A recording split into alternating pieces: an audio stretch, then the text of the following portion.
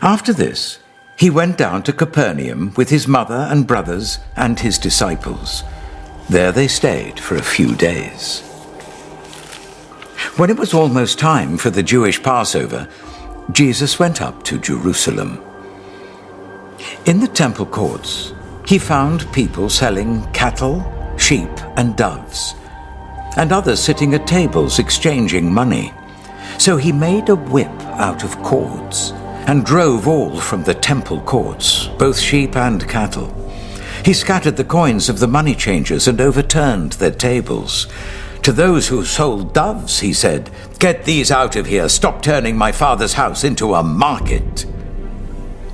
His disciples remembered that it is written, "Zeal for your house will consume me."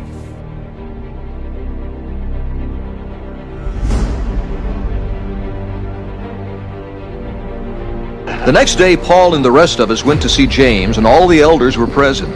Then they said to Paul, "You see, brother, how many thousands of Jews have believed, and all of them are zealous for the law."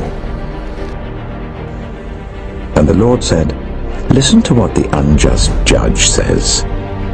And will not God bring about justice for his chosen ones, who cry out to him day and night? Will he keep putting them off? I tell you, he will see that they get justice, and quickly."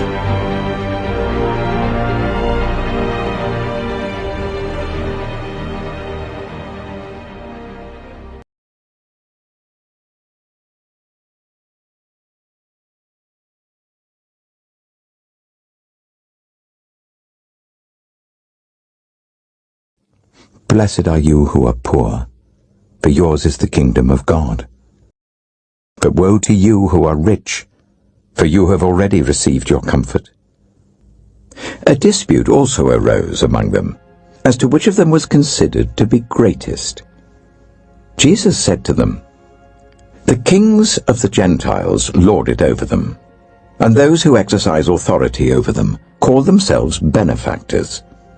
But you are not to be like that. You are those who have stood by me in my trials, and I confer on you a kingdom, just as my Father conferred one on me, so that you may eat and drink at my table in my kingdom, and sit on thrones, judging the 12 tribes of Israel." He said to them, "But now, if you have a purse, take it, and also a bag. And if you don't have a sword, sell your cloak and buy one. It is written, 'And he was numbered with the transgressors.' And I tell you that this must be fulfilled in me. Yes, what is written about me is reaching its fulfillment." The disciples said, "See, Lord, here are 2 swords." "That's enough," he replied. Jesus went out as usual to the Mount of Olives, and his disciples followed him. On reaching the place, he said to them, "Pray that you will not fall into temptation."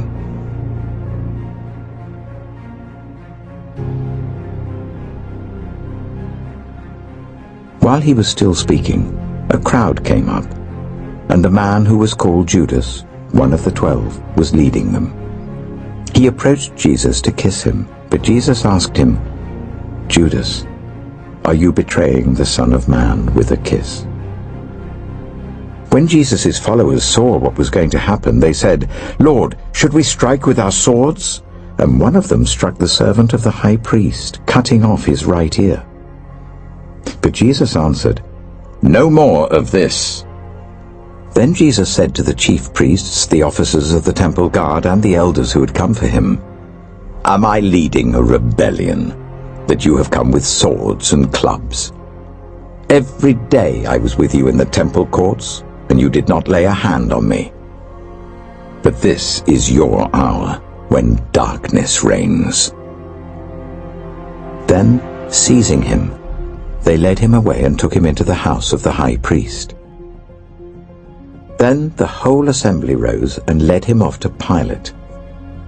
And they began to accuse him, saying, "We have found this man subverting our nation. He opposes payment of taxes to Caesar and claims to be Messiah, a king." So Pilate asked Jesus, "Are you the king of the Jews?" "You have said so," Jesus replied.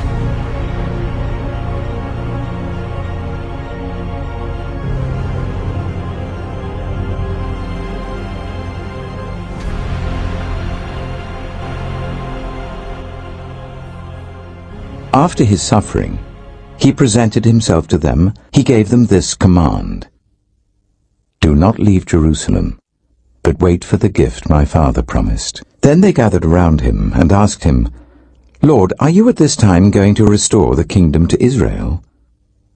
He said to them, "It is not for you to know the times or dates the Father has set by his own authority,